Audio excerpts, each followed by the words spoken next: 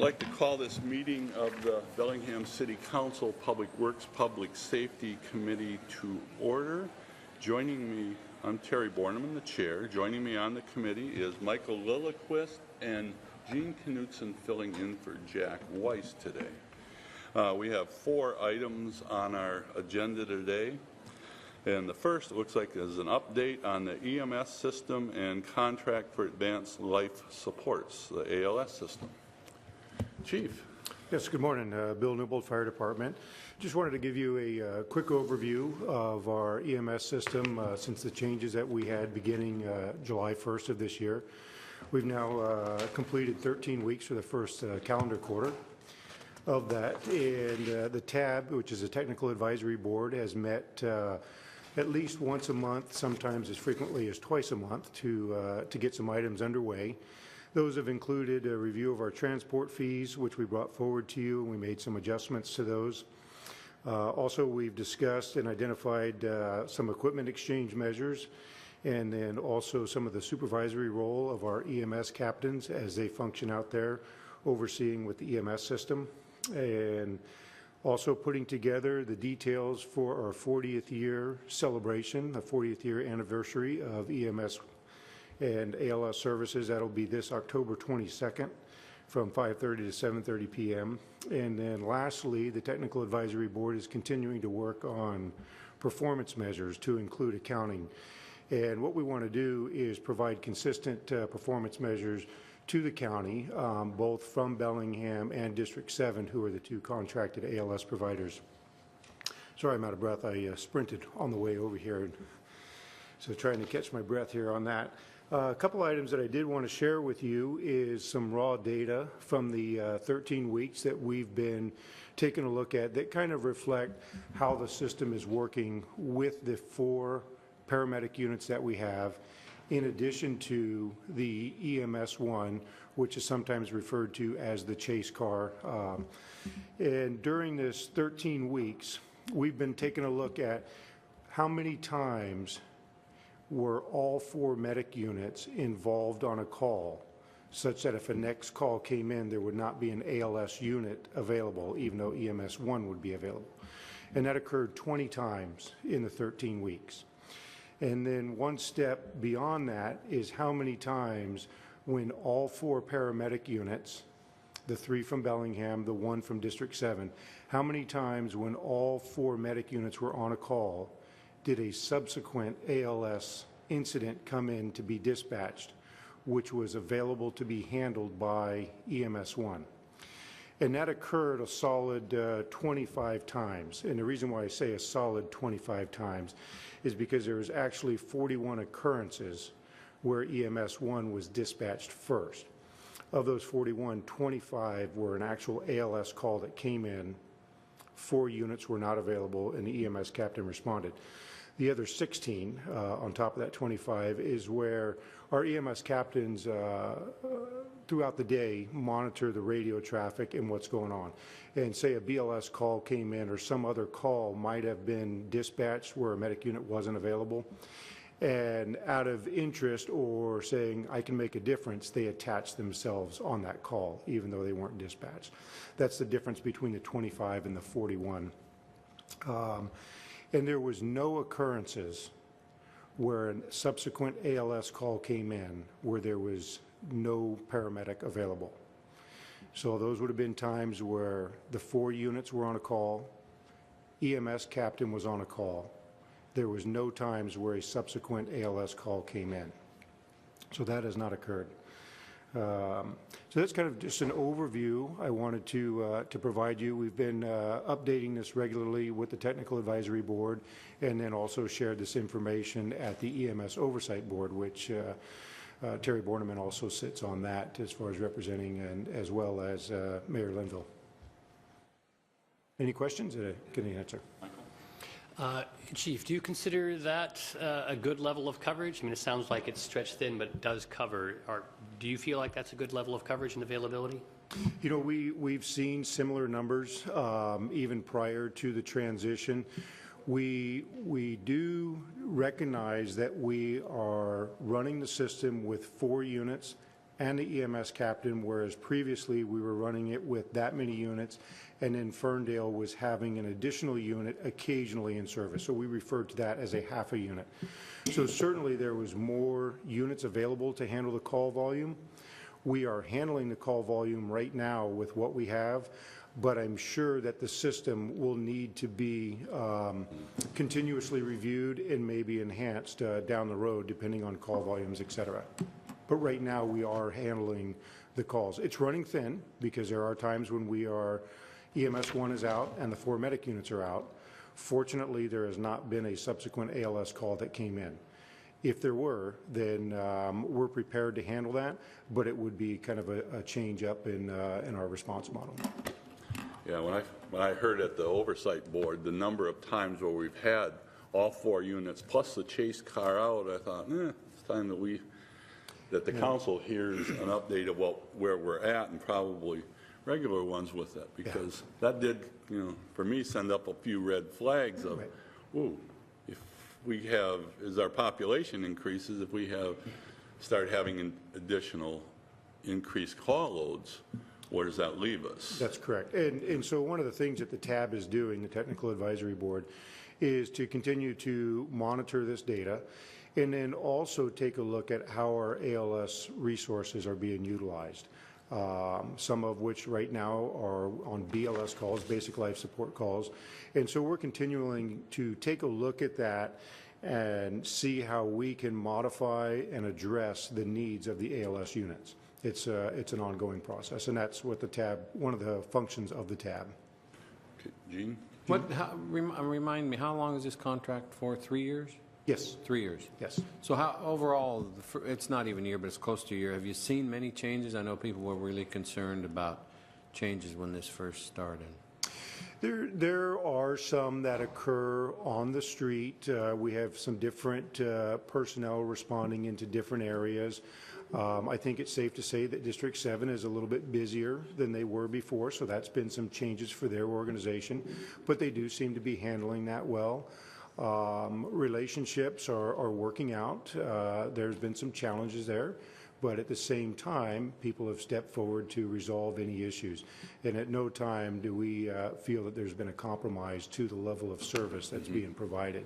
And especially for the citizens of Bellingham, there has been no changes there. And the service that's provided from our paramedics, and even if we had District 7 that responded in, no. The only measure that we can see and that we're keeping an eye on is, again, with 4 ALS units in the 1 chase car, that's different than that total plus the other half that District 7 provided previously. Michael? Yeah. Chief, jumping ahead a little bit, I was going through the budget this weekend, and there are fewer full-time firefighter equivalents in the budget for next year. Is some of that, and how much of that is due to the EMS reorganization? As we entered into the new contract, that was going to eliminate 9 positions in the fire department, and those attritions have already taken place. Pardon me? So the overall budget shows 3 positions, not 9 I believe full it's positions. 3.5 is what it shows, 3.5. And those would be because as we were building our 2014 budget, we had already reduced some of the personnel, and then we have continued to attrition those. So there was, I think, a 3.5 that occurred in 2014. There was 2 previously, so we have continued to attrition those personnel. And that is due primarily due to the changes in ALS? That is correct. Nine folks with regard to discontinuing service with the 1 paramedic unit. Okay, anything else from committee? Well, thank you very much for the update. Yes. Okay, the next item up is the community paramedic pilot program. Thank you. Again, Bill Newbold with Fire. I'd like to also introduce Captain Sean Fardnan. He's one of our EMS captains. In his role, he functions as the EMS 1 supervisor, running in the chase car. But more importantly here, Sean has been very instrumental in developing our community paramedic program. He has a lot of history watching what's been going on throughout the United States, even international, and has really worked hard to bring this to Bellingham. And kind of as the project manager of the program, I'd like to have Captain Fardnan give you an overview. Hello, I'm Sean Farnand, EMS captain with Bellingham Fire Department. As you know, EMS started 40 years ago to deal with heart attacks and car crashes, and now people call 911 for everything. It is the default provider for medical care in our community. Unfortunately, we're still mostly geared for dealing with heart attacks and car crashes. We're fortunate in this state that EMS is not required to transport. It is not necessarily required to transport to the ER, although we're not funded for transport anywhere else. We are also fortunate that our medical director, Dr. Marv Wayne, has given our providers a lot of flexibility in making decisions about patient care in the field and trying to look at what's the right thing for this patient right now. Still, our primary resource is the emergency department. And for many situations that we find our citizens in, that's not a good answer. For instance, if I or anybody in my family were suddenly homeless, I would certainly consider that an emergency. But the emergency room isn't going to fix it. But that's where we take people who are homeless, who have no place else that they can go. Mm-hmm. So what we've been looking at in a format which is developing around the world and strongly within our state is to use EMS personnel to respond to patients in a non-emergent setting to try to find other ways to plug them into resources. The EMS captains in Bellingham Fire Department have, for the last several years, worked on developing these resources in partnerships with the Whatcom Alliance for Health Advancement, Northwest Regional Council, Opportunity Council, and others to find ways that we can refer these patients into existing resources before they may have found those resources themselves, certainly, or been referred by other people. We are it's been termed the tip of the spear in response to people in social, mental, and other crises. So we've had some very good successes with this. Chief Newbold has allowed us to implement a pilot project and staff it with a senior paramedic to fully flesh out this work and to begin to deal with people who are high utilizers of 911 services, to divert them into other services that already exist in our community to decrease their impact on the 911 system, both police and fire, and also to look at people who are starting to have crises, to pull data from our electronic reporting software to find people who have new medical conditions or are newly homeless, to get them into services before they are entrenched in using the emergency services as their default provider. So we're optimistic about the future of this program. There are a number of other programs in the state, like I said, being developed along these lines, and some potentials to partner with, for instance, Snohomish County through the state's Accountable Communities of Care program to partner with Molina Health and others for funding to deal with patients who are already in their care system. So in the course of this pilot project, which is scheduled to go through next June, we're hoping to we're going to look at the impact on our 911 utilization rates, outcomes for patients that we've encountered, continue to develop partnerships with the organizations I've mentioned, the neighborhood policing program, and explore other opportunities such as transport to community health clinics and receiving reimbursement through the state for those transports where we can't do that currently. And then also looking long-term at these partnerships with other state agencies. Okay. Gene. Yeah, see, 35% of response and result in no ambulance transport, that's pretty high. You know, usually when ambulance shows up, hospital. Can you give me an example? Where's the line? I mean, I know the decision has to be made by the people that are there, but can you give me an example of something that you wouldn't take somebody to the hospital for? Yeah, you bet, Councilman. Anxiety disorder is a diagnosable disorder. A lot of people suffer from it. It's treated by medication or by calming techniques. Our paramedics are very good at identifying this and have the tools and experience to sort it out from other things that it may mimic, such as myocardial infarction.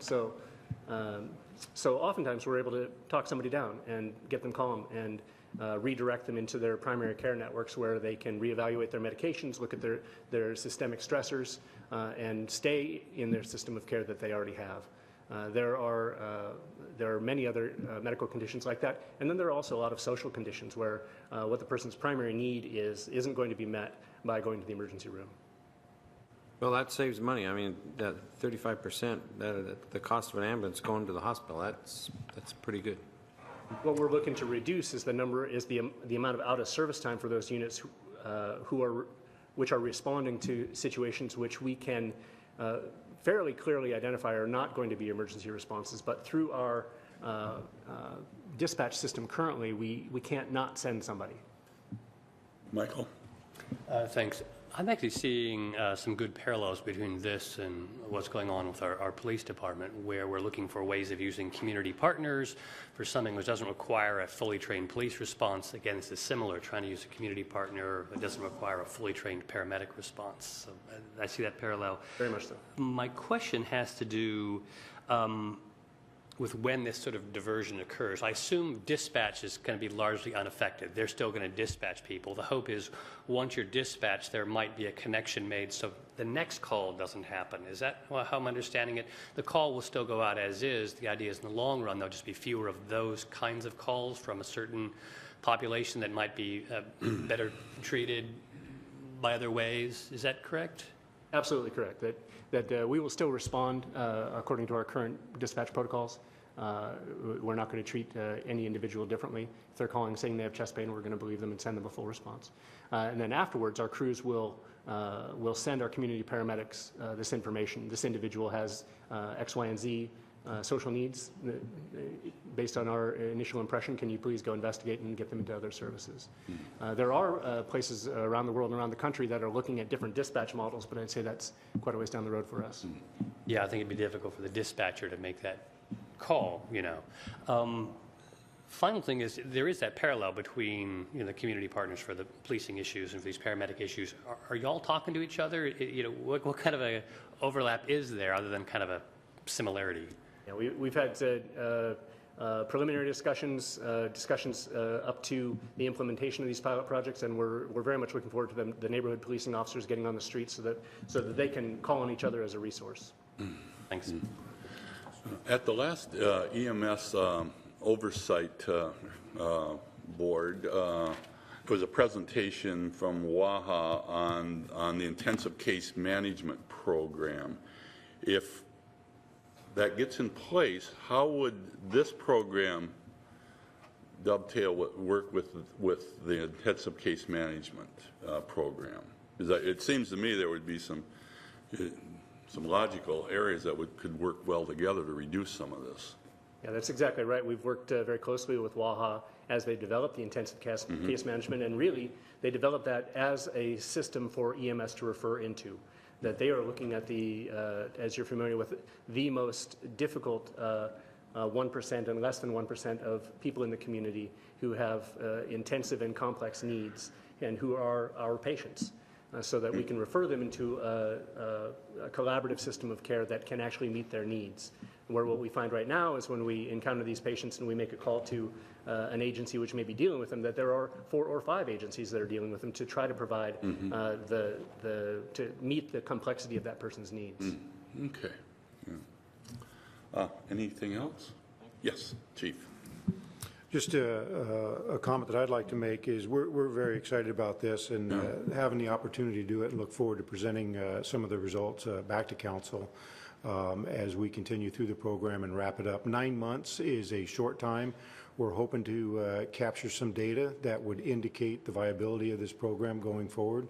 But nonetheless, we've identified those. Sean's worked hard to put those together so that we can start capturing that. And none of it wouldn't be possible without the support from Mayor Kelly and her office. And I know we've had some conversations with Councilmember Borneman. So appreciate the support on that and look forward to sharing the information with you.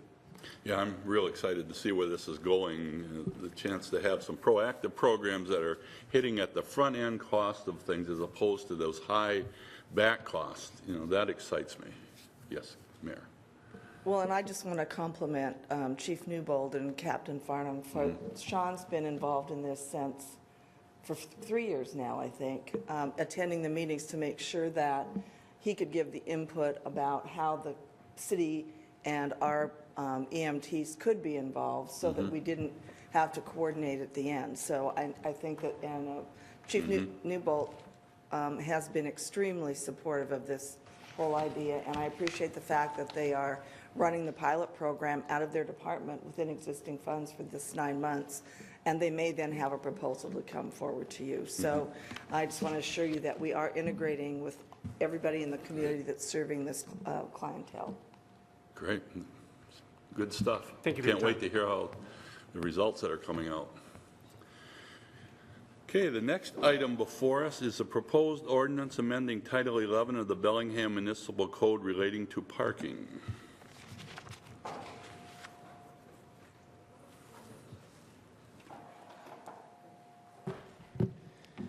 Good morning. Ted Carlson, Public Works Department. This is a follow-up to a work session held at your previous council meeting where several items were left outstanding and council requested further discussion before taking any action on the proposed amendments to the BMC. And we'll go through a few of those issues this morning. One of the concerns that came up at the last meeting was related to the proposed language that dealt with how we handle scofflaw. Folks that have numerous parking tickets unpaid. And one of the primary changes that was suggested was that folks that were legally parked but did qualify as scofflaws, meaning they had the appropriate or the number of outstanding tickets that qualified them as a scofflaw, could be towed even if they were legally parked. The current code doesn't allow that. The current code suggests that they have to be illegally parked, either violating an overmeter or some ways other legally parked. One of the concerns that came up was the impact that that might have on the homeless community. Yes.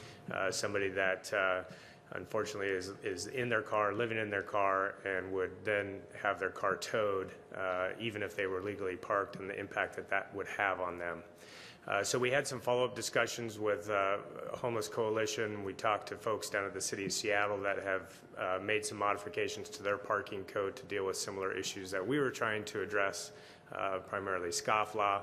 And what we found is that there may be some better ways to deal with that rather than towing. Perhaps the city could consider implementing a booting program where the car would be booted but not towed, so that folks that did have all of their possessions in their car, for instance, would still have access to them, but they would still have to deal with the outstanding parking fines in some way. Ultimately, we need more time to discuss that. Okay. So the proposed BMC amendments in your packet today do not have that in there. So we pulled all of the scofflaw related language out, and it's something that needs further discussion with our police department.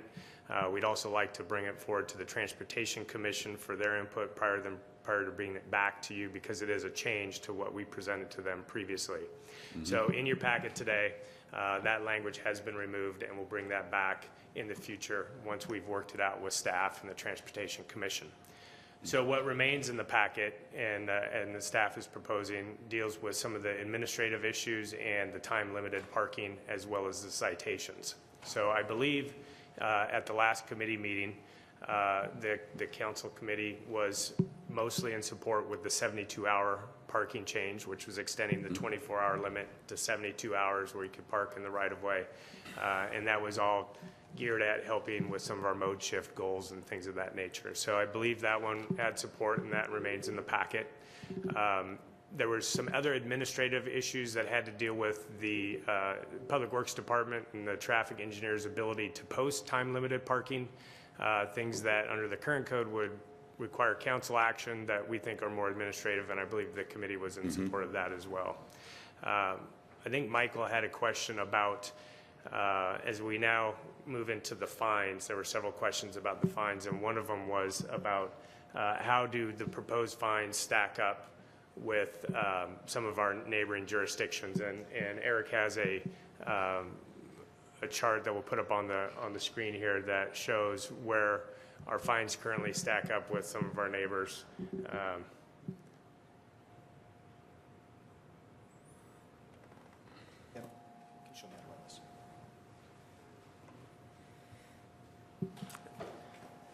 And then he'll get that up, and I believe we can answer that question. And then I think we'll go into a more lengthy discussion about the fines in general and the staff's proposal to increase the downtown overmeter rates from 10 to 20 and all other parking fines from 20 to 30. And hopefully we get this up.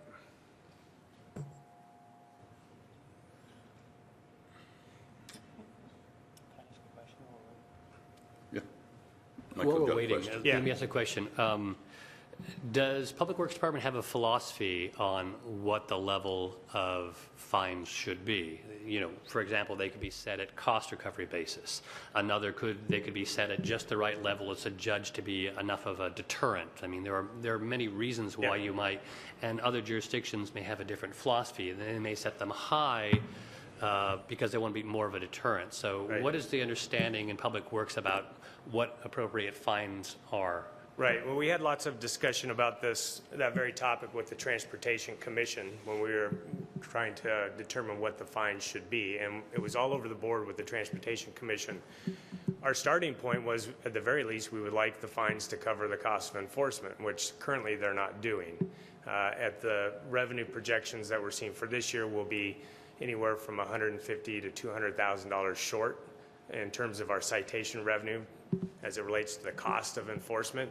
So we would like to see at the very least, have the citations cover the cost of enforcement. We also believe there's some advantage to having it be a little bit higher than that.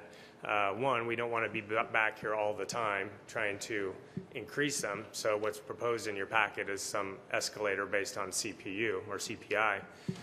But we also want, our ultimate goal is to drive that revenue into the meters. And rather than having citation revenue that covers enforcement, we would be okay if that revenue was going into the meters or into the off right-of-way lots and going into the revenue for parking as it comes from meter rates or parking rates rather than through citations, because that gives us the ability to put that money back into the parking fund and into our repair and maintenance of our facilities and renewal of our capital, all of the things that we want to do, and gives us the flexibility to help us meet some of our parking goals.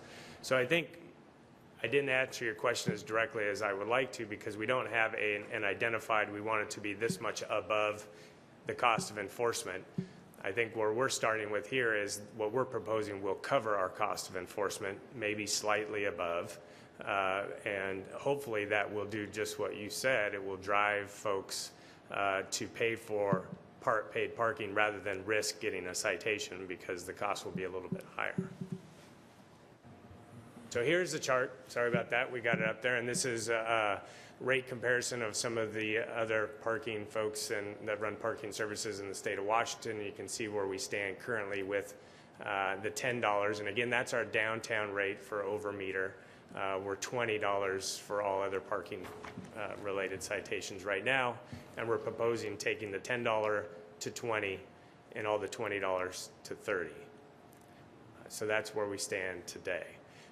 Based on the numbers to date so far this year, we are running at about $25 per citation.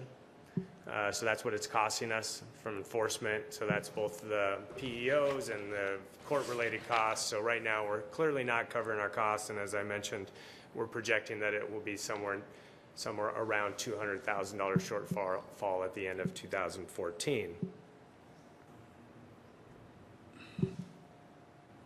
We did a little bit of analysis, and this may be where we need to come back with more information, and Terry and I had some conversations earlier today, and he expressed some concern that we didn't provide enough detail about our actual cost to go through the enforcement and the court. You didn't provide any.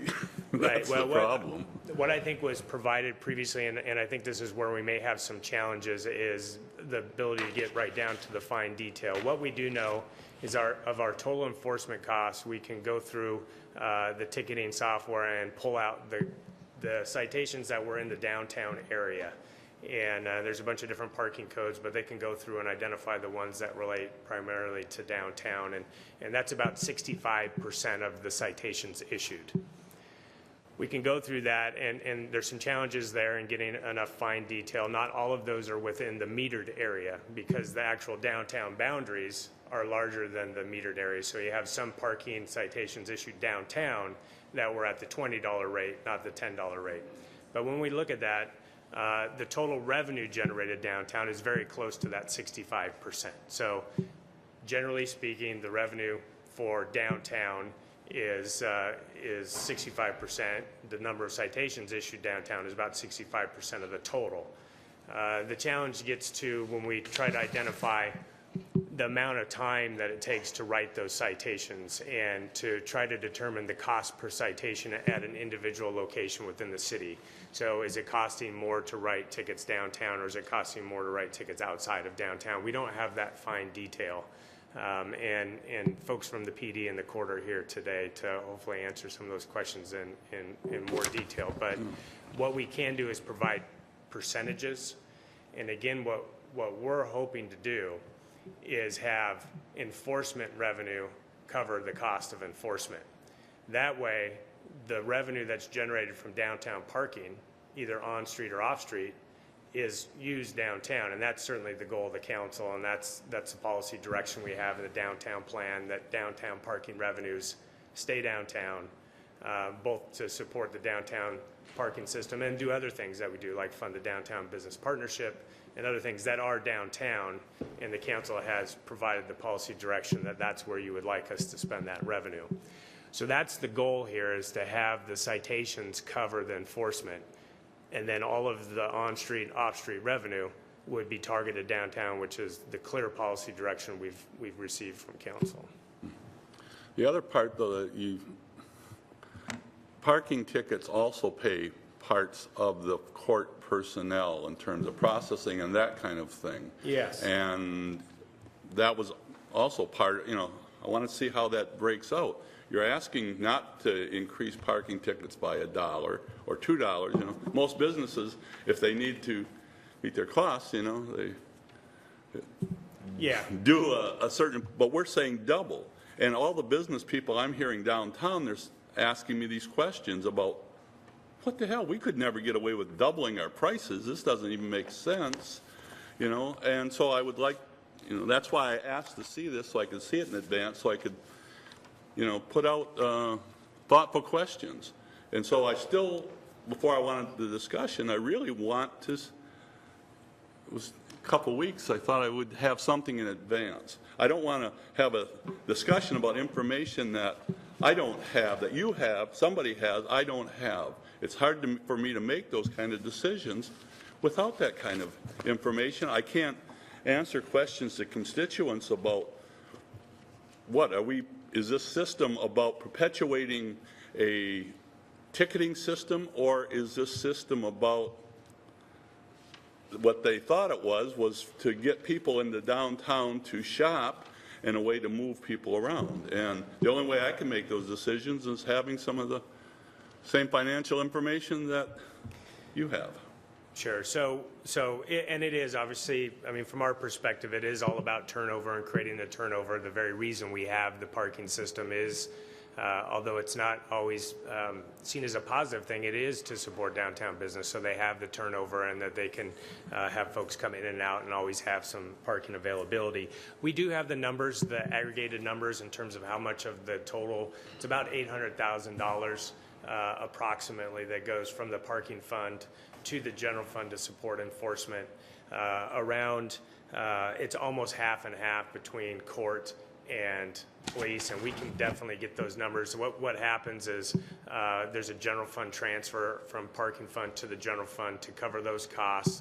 There's a reconciliation that's done at the end of every year to make sure that the appropriate amount went over from the parking fund to the general fund. But it pays for court employees, it pays for the 4 PEOs and a portion of their supervisor, which is the traffic sergeant. And we can get you that number, those numbers. That's what I was hoping to have for today. Okay, the only thing we couldn't That kind of the financial stuff. Yeah, we can give you those numbers in the broad span. What we couldn't do is give a cost of ticket issued downtown versus ticket issued in other places, because the PEOs don't track their time that closely. We have numbers of tickets and can do percentages and can make some assumptions, but we can certainly get you that information. It's right out of the budget. You can give me the information about the approximate amount of time spent on tickets outside of the downtown and where that's paid for as opposed to It's the others paid for. It's 35% of the tickets written are outside the downtown area. That's also approximately 35% of the revenue comes from outside the downtown area, so it's very close to being cost neutral. The problem is none of the, it's not covering the cost, but the percentages So 35% of the tickets are written outside. That's about 35% of the revenue is coming from outside the downtown. The balance is in the downtown area. The problem is that revenue combined is about $200,000 short of the actual cost to do the enforcement. And so it's coming up short downtown, it's coming up short outside. And again, what we're trying to do is, back to Michael's original question, what's the goal, what's the philosophy? The parking fund is very, very stressed. We certainly don't want to be subsidizing enforcement operations out of parking rate revenue. We want to use that, put it back into the system, and meet some of the council's other goals that have to do with parking demand management and being efficiently operating the parking system. So we want to raise those citations to, at the very least, cover the cost of enforcement. Now, what we may see over time, and I think we would be happy with this, is see more money going into, as people see the citations getting high enough that they don't want to risk getting a citation, hopefully they will pay their meters or pay for their off-lot parking, and we'll see a raise in parking rate revenue, and maybe have to reevaluate the parking citations. But we will provide you with the aggregate budget information. Again, it's about $800,000 that goes to cover enforcement costs, and it's coming up just shy. So just to add on to that, in 2014, the approved budget from the council had $794,000 being transferred from the parking fund to the police department and the court system for their activities, both parking-related citation activities in downtown and throughout the city. And splitting that out between the courts, we can certainly provide that. For 2015 and 2016, the initial budget in 2015 for the court services, court and police services is $695,000. So a reduction in those expenses to both the police and the court. However, the revenue side of things is the tricky there part, is because we're not meeting the revenue projections both in 2014 and the revenue projections in 2015 are declining. So this is the intent here to raise the fine structure for the citations is, one, to cover the city's costs. We know that through this year, August of this year, we're around $25 per ticket is the cost to produce that ticket. That's the cost in both the court and the police department. But the real purpose there is to change behavior and to drive that revenue into the meters and not through the court system. With the money you said that will have to be transferred from the parking fund, is that any of that to cover the cost of for the out of the downtown? Yes. Yes. So all activities. But it shouldn't be. All activities that the parking enforcement And officers. that's the kind of breakdowns I want to see, because that money is not supposed to go for enforcement outside in the other areas. It's about That's- we've 35% been- of that. Yeah, and that is not where that money is supposed to be spent. And I think we have that- been very clear over the years about that. Well, and I think that's where we need, maybe council needs to take action on that. Where we left that with the TC, with the Transportation Commission, was they didn't necessarily support that. What they wanted was the rate revenue, so the money that we see from downtown meters and from the downtown garages, that money should clearly be targeted for downtown. That's the language that came out of the downtown plan. Right. If the revenue from citations issued outside the downtown generally covers the cost of that enforcement outside the downtown, I think that where that has not been as clear to staff, that we cannot send the parking enforcement officers outside the downtown even if they're offsetting their costs with citations. But you're just saying it's not offsetting. If Well- it's offsetting, that's one thing. Well, and that's why we want to, that's the basis for bringing these citation increases back to the council, is You're saying you've been digging into that money where it never should have been, and that's always been very clear. Well, that's why we need to raise we need to raise the citations. Now, if the council feels like the parking enforcement officers just flat out should not provide parking enforcement services outside the downtown, that's not the way it's been operated, regardless of whether or not that was the feeling of council. That's not the way it's been operated. It's not the feeling. We've had some special meetings in the past, and I realize it's before the current mayor and many of the current staff, but we were very clear when we'd raised parking fees and fines and stuff, how that money would be spent. And it was supposedly, it was written up by staff so that it would be very clear. Evidently, it never gets written up very clear, so it's ambiguous. You know, I think this is with the Transportation Committee, for my part, is one of the problems I'm seeing. The parking downtown, when we had the parking commission, it was made up of people who were directly affected by the parking in the downtown. Once we move that out, now we've got it dispersed about all these other issues, and you got one person from downtown that's affected by this, that knows how the system's working because they're affected by it, and it's totally diffused. And I think that's one of the things we may need to look at is. Well, I think there's no doubt we need to look at it. The resolution that's in your packet that comes from the Transportation Commission, one of the final lines in there is that they wanted to have further discussion about this very issue. Should all of the revenue in the parking fund be spent entirely in the downtown? Now, there's things that, there's issues that need to be considered with that. They're really police issues, and if you're not gonna allow the PEOs to go outside into the neighborhoods to write parking tickets, then that can only be done with police officers. And this is where I need to step aside and let the chief come up here and speak to what impact that would have on the general fund and on the police department. I understand what you're saying, Terry, because I've heard you say it more than once. Yes. So I think the concern is, if in fact we leave the parking fund in downtown for enforcing downtown parking, then how do we pay for the out of downtown parking? Exactly. And I think what Ted is saying is that's one reason they wanted to raise the parking fees, is because they need to cover the costs of the parking of officers going outside the downtown core. So if we don't want to use it out of the parking fund, I think that's perfectly fine. That's a policy decision for the council to make. But then we need to understand how much out of the general, if we don't raise the fees, we need to understand how much out of the general fund will go to enforce the parking enforcement outside the downtown core. And I think that's a number that we can bring back to you so that you know what that is. Yeah, And we're along with doing- the yeah. other numbers, so I can, at least, we could maybe have that, I could probably have that discussion if I would have had the numbers today, but I'm not prepared to make any decisions because I don't have the numbers.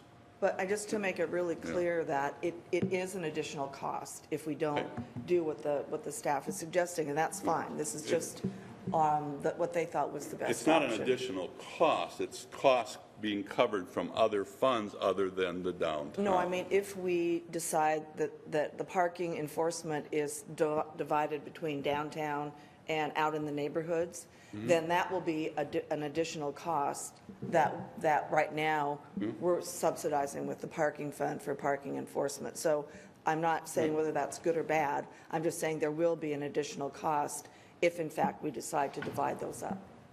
At least, Michael? I've been talking about parking myself for quite a while, and I'm 90% with you, Terry, on this. But I'm not quite with you, maybe, on the $20 increase. I think maybe $20 is more in line with a reasonable fine, not just because it covers our costs, but because I think it provides the right amount of, pain for someone who violates it. But I guess my problem is a little bit similar to yours, is I would really have preferred this to be embedded. I want the rest of the stuff to pass right away, by the way, but I would like this to be embedded in a larger discussion on parking and downtown. I've actually had numerous discussions with our finance director going over the parking fund. And what I discovered is that it's more reasonable than you'd think. I mean, it actually turns out that there's not that much unfair transferring going on. It turns out. I'm not suggesting there is. I know. I want to see it, that's Right. all. And what I'm saying is that I've done some of that investigating myself, and so I have, as finance chair, I've looked into this more, but you haven't. It hasn't been presented to the council. It's just me and Brian Henshaw talking back and forth. I think the whole issue of fines needs to be revisited. What I was hearing from some downtown businesses is they kind of didn't mind the fines going up, but they hated the whole idea of fines more generally. They remember the golden days when you could turn your meter and get a few minutes free. I think that we need parking reform downtown, where those first few minutes or half hour or 75 minutes even could be free. In that context, very high fines for overstaying your meter, I think, would be greeted quite differently by the public as well as by merchants, because they're seeing fines as a very appropriate stick at the far end, because there's something nice like a carrot-like up at the front. So the fines themselves I don't think are a problem, but fines in isolation where we don't look at the entire parking program, I may be willing to vote for it, but I still want to come back and have an assessment. I also want to have an assessment, I've asked for this several times, kind of an audit, a functional financial audit of the parkade structure. Looking ahead, looking over the budget this weekend, I'm seeing a very large multi-million-dollar debt request and expenditure, capital expenditure out of the parking fund in the coming years. I'm assuming that's parkade. Maybe I misread the budget wrong. Parkade, okay. I'd like to have that discussion in parallel or next to this discussion, because I think they relate. All the capital expenditures on the parkade and structured parking relates to our on-street parking. I have strong opinions on what and where we should be charging on on-street parking, that it should be time-dependent and location-dependent.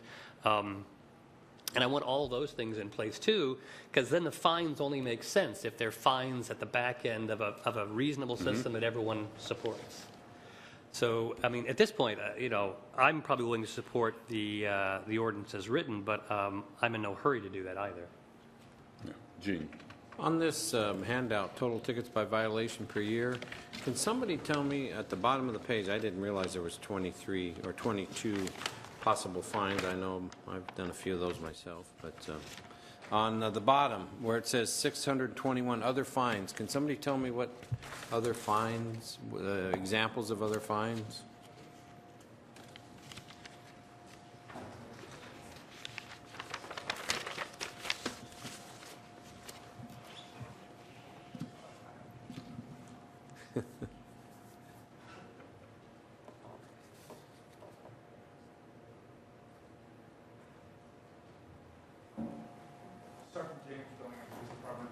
Your microphone on. There you go. Thank you.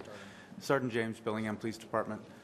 Some of those other fines can be things like parking too close to a driveway, handicap parking, parking near a mailbox, parking too close to an intersection, things like that. Totally citywide. Yes, and those can be downtown, those could be anywhere. Anywhere. So it's hard to break down whether that kind of citation was written downtown or whether that citation was written in the neighborhoods. The sheet that I handed up to you, I apologize that I did not get it to you sooner. This is a compilation of the total tickets from January 1st of this year through the end of August. And what I wanted to do with those was to show you, mine is written on, I'm sorry. I went over with Mr. James and we went through this to determine which of these categories were mostly downtown. When the tickets come in, of course, the fine is for wherever they got the citation. In adding them up, we took the categories that were most likely downtown, and there is going to be overlap, and it came out to about 65%. So when you have those citations from downtown coming in, the money that is paid on those citations from downtown would be about 65%. The 35% are citations that we're looking at that were outside of that block, and then whatever money coming in would be from those citations. All of that money that we take, none of it stays with the court. It goes into the parking budget. It goes into the general budget. And then the second sheet that I handed you is what municipal court is spending those funds that we get. For 2015, you can see that it's $340,000 is what it costs. We have had anywhere from 53,000 parking citations filed with the City of Bellingham to this year we're on board to have about 37,000. every single one of those citations passes through our court with paperwork, with phone calls. You think you get a lot of phone calls? We get a lot of phone calls. It's amazing to me that parking citations are probably the hottest item that we deal with our staff. We have 2.5 staff that are dedicated that all day long do nothing but parking. And what they're doing is scheduling hearings. They are processing all of the paperwork. We have dedicated court sessions that are just for traffic and parking. We have judicial time where the judges spend their time doing that, and so that is where these costs come from. And that gives you an idea of about how many we're dealing with. And this was, as I said, about 9 months, if that's helpful. Thank you. I agree with both Michael and Terry. I think the plan is well written and what we have to do, but until you get the numbers you want, we can vote on it later. We'll find a time on your calendar to bring this back with more information and get the information to you prior Okay. to the meeting. Yeah, I don't know if it would help to vote on the one part, for the other, or do it all together, but Well, the other part, the neighborhood part, the extension, I have no problem. And I could probably won't with this, but I want to, Entirely up to council. I mean, we Yeah. would have to recraft the Yeah, the so- BMC, so maybe we bring it all back as one package again. I've got one other question, because this has come up different times. When our, and it came up with the scofflaws, the tickets trying to pay off. Once it goes to collections, could we get information, is it possible to get information from the collection company on how much the increase goes to them, and is there an upper limit and how fast? Because I hearing sometimes for some people, one of the reasons they didn't have the money to begin with, and they thought, and they forgot, and then they go to pay, and it's triple of what it was. And could we get those figures? Just, it doesn't have to do with passing this. I would just like to see those and see if there's a. I just want to be really clear on what you're asking. Are you asking for the interest that they charge? When our fines go to collections. Yes. How much are they allowed to increase those fees over time? And, Yes, there is a certain percentage, and I certainly can Yeah, find if you that out. could, yeah, just because I'm hearing these things, and I don't have the information when they tell me this. And I so- just, one thing I would really like to let you know that people can pay these off and not pay any interest. If somebody comes in and they are willing to pay off their parking fines, we have made it part of the contract that we can pull that out of collections and they can just pay the original fines and not have to pay any interest. Okay, that's real interesting, because I've been told by others that they've been told that they can't do that, so that's, If they're Yeah. going to be on a payment plan Right. and pay over the next Okay. so many years, the Right. interest remains. Okay, But if but if they're it's- willing to pay it, we will completely pull it out, and we made sure that that is a part of our contract, so that if anybody wants to square up, they can do that and pay no interest. If they can pay it all at once. Correct. Okay. okay. That's good to know. Okay, that's good. Yeah, if you could get that, just so when people talk to me about that, I know what we're talking about. It's just, Michael? A final comment. I do think this is a good ordinance, and I do support it, but I also strongly support a thorough look at our parking program. Yeah, me too. Okay. Thank you. Well, thank you. And we've got one other easy one, bicycle master plan work session. Yeah, no problem. Piece of cake. Yeah, okay, that's fine. We can use it.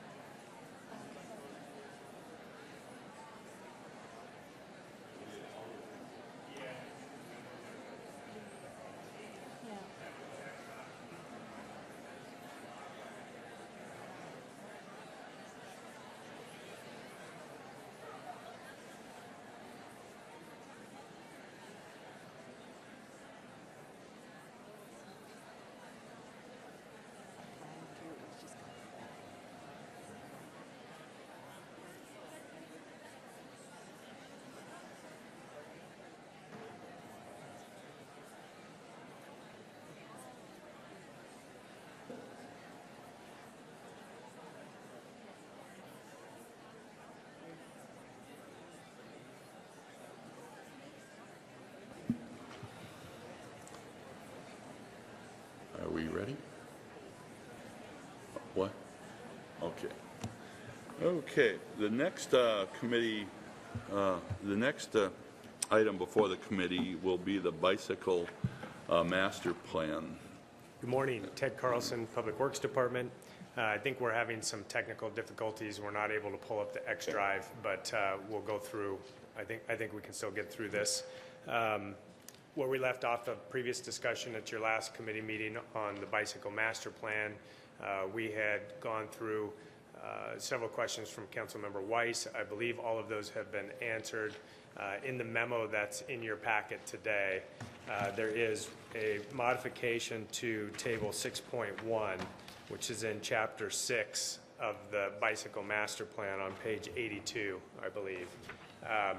Councilmember Weiss wanted a modification to this table. This is that modification. Staff supports that. We believe it's a good change, and what it does is just adds some additional cost per each one of those facilities. That was already in the plan in one form or another, but this clarifies it. So we support that, and we would propose that the plan be amended to include this revised table that's in this memo. Okay. Jack's comments. Yeah, but what were they? He wanted things broken out by. Yeah, so what we did in this table was we broke out the cost for near, mid, and long-term by the facility type. Okay. So a cost for bike lanes, buffered bike lanes, shared lane markings, climbing lanes. It was aggregated before, so this breaks it out. Right. It does make it clearer, so we believe that's a good change. Thank you. I think the next set of issues to cover were Councilmember Lilliquist's questions, and he submitted a follow-up memo to staff after your last committee meeting with some suggested policy changes. And I'll go through those. We're not able to pull them up on the screen, but essentially what Councilmember Lilliquist was proposing was a new policy, which would be under goal number 1, which has to do with safety. And the intent was to address safety on the streets by creating buffered facilities with more of a focus on non-arterial streets rather than bike lanes and arterials. It was to put facilities on non-arterial streets. I'll read it. The new proposed language was look for alternatives when possible for dedicated bike lanes and cycle tracks that are not located on busy arterials to enhance rider comfort, safety, and to reduce exposure to vehicle exhaust. That was Michael's proposal. What staff is proposing is, because part of that suggestion we think makes a lot of sense, and we want to support that and modify the plan, and that's the emphasis on putting folks on facilities where they're not getting emissions and making a more healthy environment. The part that we are not as supportive of has to do with putting bike lanes and cycle tracks on non-arterial streets because we think it's a mix of facilities. That's really what the plan calls for is in addition to highlighting facilities on residential streets, which we are identifying as bicycle boulevards.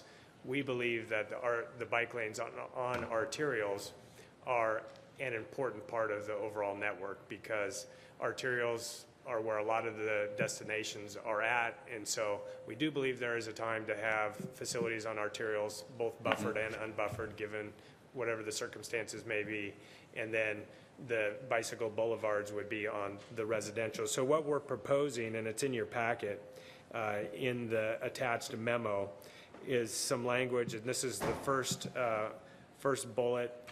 It's that we would propose that we would insert action 5.3.2 under policy 5.3, which is on page 24 in chapter 5.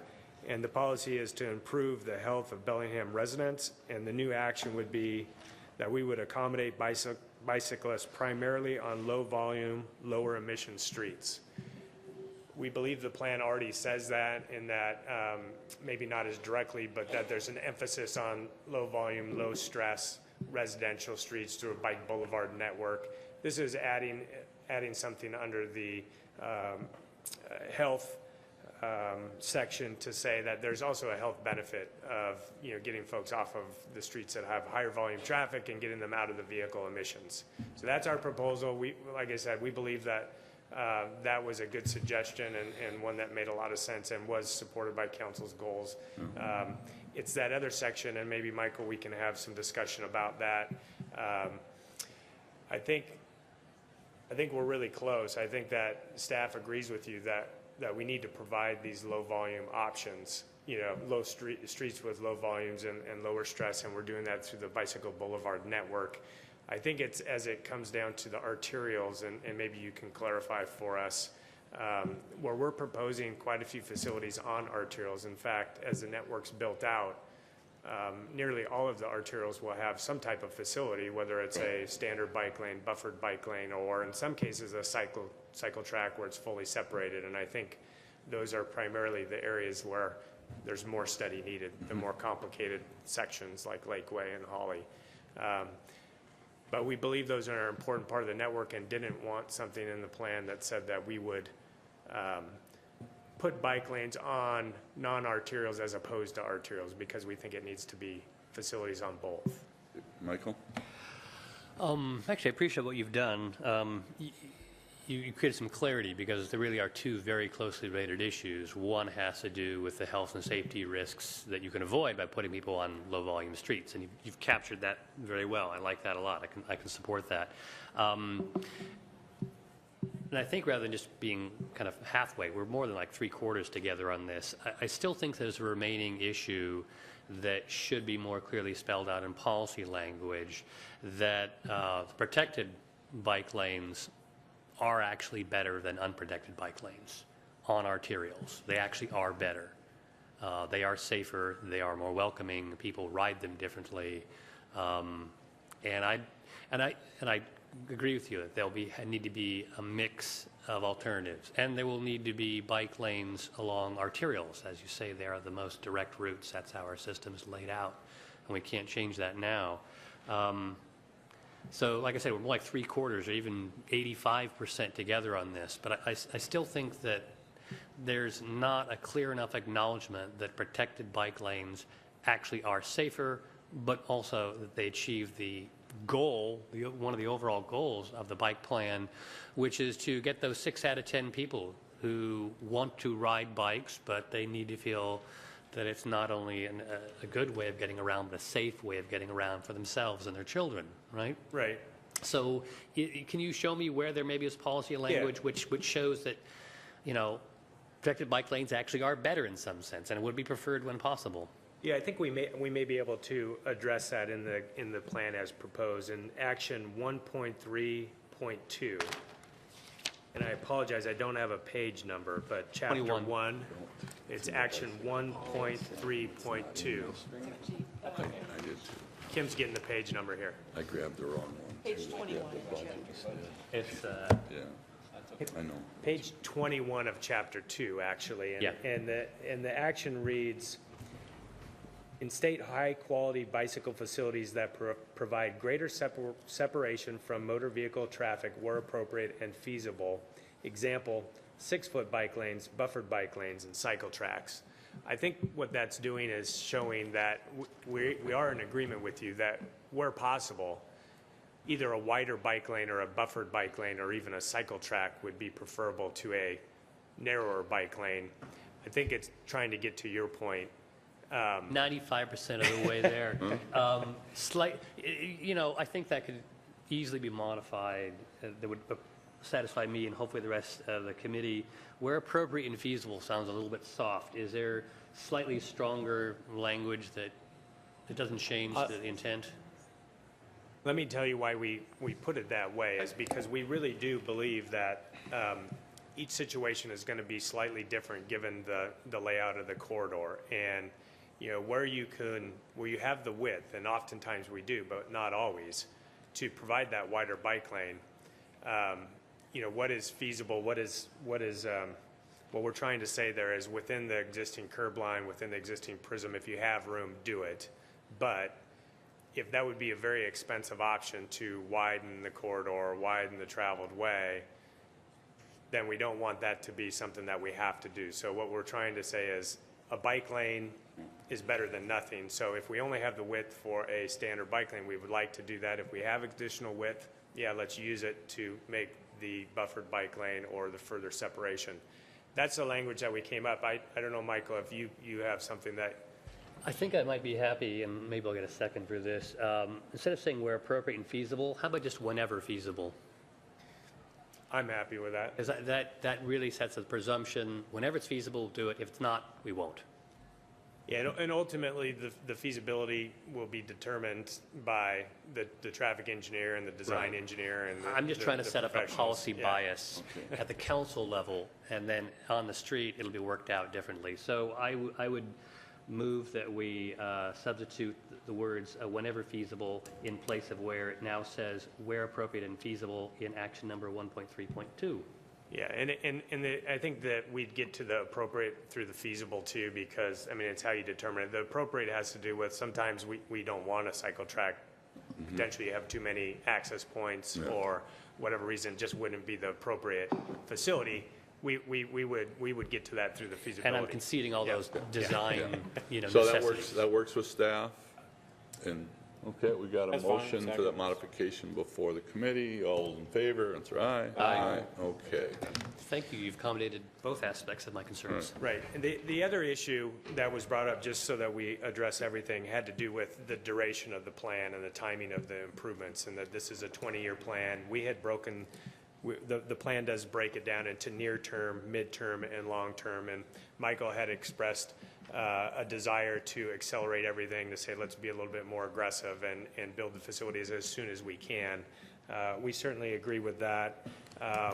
We were proposing that we actually eliminate the draft plan before you has some dates assigned to both the near term, the midterm, and the long term. We actually are proposing that we eliminate those dates, still have midterm, near term, midterm, and long term, but that we have some language in here that says the following strategies. This is in your memo under it's the second item, and it's dealing with chapter 6 on page 84 under implementation strategies, and we're suggesting that we add a sentence that says the following strategies reflect the community's desires to complete the recommended bicycle network as rapidly as possible, with the goal of completion in less than 20 years. I think this is taking it's in line with some other policy directions, some recently adopted plans where you set a date, but you say, if we can, we would like to build these things sooner. So this is staff's recommendation to address that policy direction. Let's build the facilities as soon as we possibly can. But we wanted to remove the dates because we also know that, and certainly council knows that funding is unpredictable. We don't know when we're going to get the grants. We don't necessarily know as quickly as we'll be able to, or how quickly we'll be able to build them. So this gives the direction, build it as soon as you possibly can, but also recognizes that it is funding dependent. I would, sorry. Yeah, no. I would note that this was already brought up in committee and voted on and passed by majority, that 15 is the recommendation from the committee. Okay. But So it would be passed on by, if it goes forward, it's mixed recommendation. It would mix recommendation. The chair didn't. How about, I fully understand the reality of this. Yeah. These are goal numbers, that they're contingent upon what happens in the next 15, 20 years, and who knows what it is. But again, I've looked at our funding sources, dedicated funding sources for these kinds of projects, and the cost estimates, and I really do think 15 is a realistic time frame, not actually overly ambitious. If that newly inserted sentence, which I like, instead said as rapidly as possible with a goal of completion instead of in less than 20 years, if it said in 15 to 20 years. That magic number 15, I think, is important psychologically. Again, this is a policy document. This is not a work schedule, So this doesn't actually hold anyone's feet to the fire, but at a policy level, I think we should be able to talk in those rounder numbers. So I would just simply move that we accept the staff's recommendation, the memo, except that it now would say in 15 to 20 years. And this would be sort of an implementation of what was previously voted on in committee. What's staff's feeling? Yeah, I think all of what Michael said is true. It's a policy document. Ultimately, the council will be adopting budgets that will really implement this plan. The other thing I would note is that this plan will be rolled into the transportation element of the comprehensive plan. And so we will be updating the plan every time the comprehensive plan is updated, which will be prior to the 15-year period. So Push for 12 years then. yeah, so I think the 15 to 20 from staff's perspective, we just wanted to put forward a plan that we felt was reasonable, that financially we could build.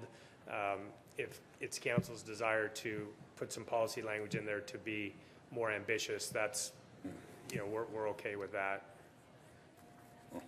It's I'm really. just trying to feel, because I like the language that you proposed, but. We thought I'm this just- was something that we felt a little bit better about it's a 20-year plan. We'll try to do it before if we can. I understand where you're coming from. One of the things I remember most about is when we first started the Lake Whatcom watershed cooperation between the city and the county, we had 21 goals or something like that.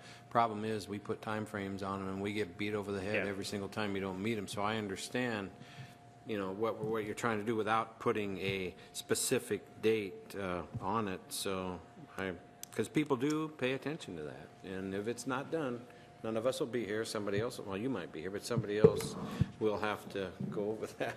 Madam Mayor.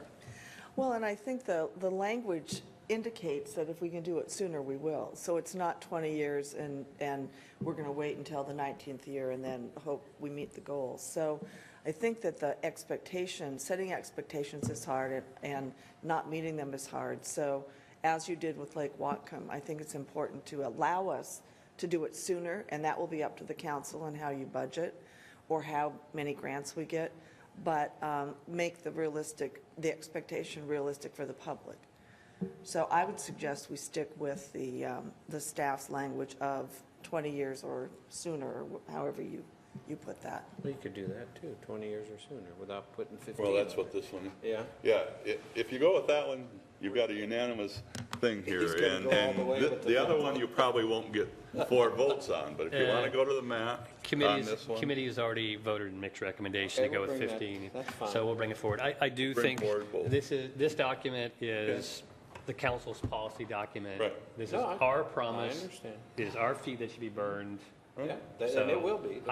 So I'll just take it to the mat Okay. at the end. So Thank you. we'll bring both of those forward when we.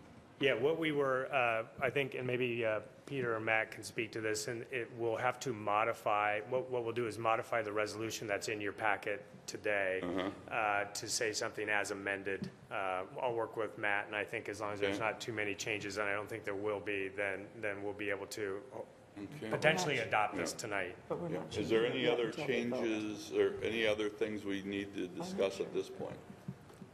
Did you want to finish with the last part of your memo, or?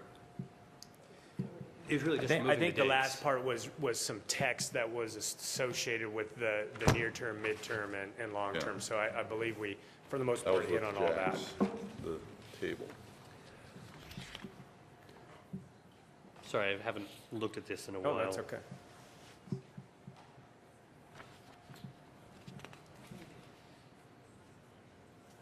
I got some smiley faces on here, so I was happy.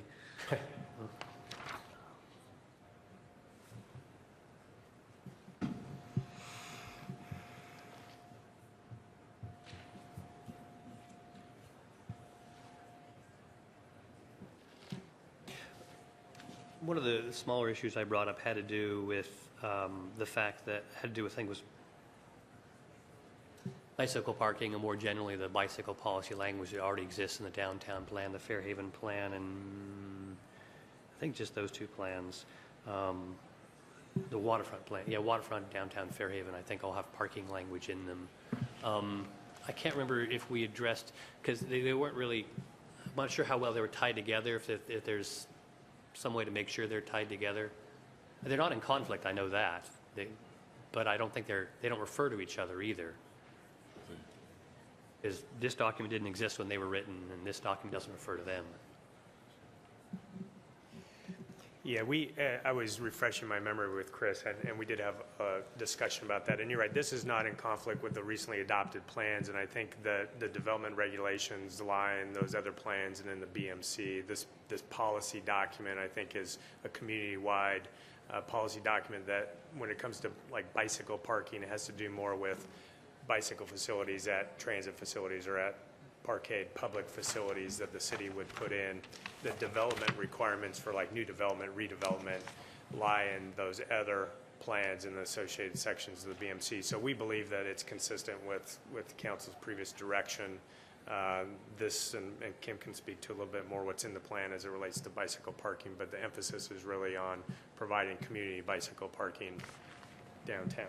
Well, like in the waterfront plan, for example, there is language which I fought hard and finally got in there, having to do with looking for physically separated or alternative parallel routes for bicycles in the waterfront. And I do think that the whole issue with the arterials and such, they're very hard to do in built areas, but in the waterfront, potentially places like Samish Way, places that are going to be substantially redeveloped, that's when much larger opportunities exist for things like, even like Wooners or, I mean, anyway, I just want the documents to be tied together.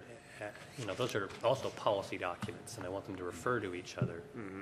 Yeah, and the difference with the waterfront is that it has that development section that actually has been codified, but with the waterfront as an example, with the first arterial that will be built, the granary, what we're calling Granary Blodell now, the project engineer, looking at what was adopted and approved as part of the waterfront policies and development regulations and what's here, that's part of the discussion is as we build that arterial, what do the bicycle facilities look like as opposed to bicycle lane adjacent to the travel lane or even buffered bicycle lane? Is there an opportunity to build separated facilities? And I agree with you, it would be much easier to do it in an undeveloped area like that.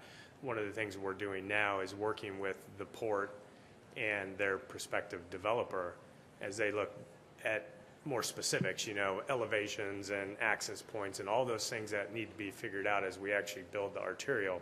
How would a separated parallel facility work? How does that work in concert with the parallel park that's going to have its own facility? So we believe that you've provided policy direction that says when we have the opportunities, we should consider those separated facilities and pursue those separated facilities. Now we're into the details of how we actually do that, and we need to work with the property owner, the developer. But as it relates to parking, bicycle parking, we believe that this does align well with the most recently adopted neighborhood plans. I agree they're aligned, but it's more than just parking. For example, during the waterfront discussion, I showed examples of, very successful downtown rights-of-way that were 160 feet wide. The roads were still only 40 feet of that, right? They had 120 feet of right-of-way that was huge, giant, sidewalks, 30 feet wide, which of course were no longer sidewalks. Now there were long linear public plazas, and these are exactly the places people flock to. These are the sort of centerpiece kinds of developments you can do in the waterfront because you've decided to not be so car-centered in this particular corridor.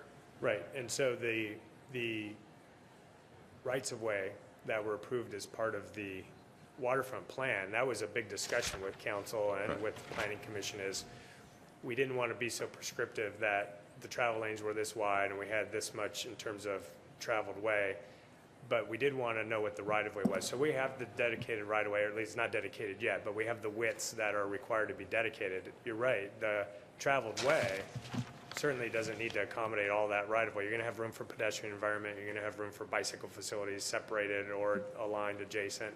All of that is yet to be determined when we develop that with the developer, but the language that was adopted and the policy direction that was provided shows, putting a preference for pedestrian environment and non-motorized. I mean, that's there. We need to design it to meet your policy direction, and we need to do that in cooperation with the developer, and that on the waterfront specifically is what's happening.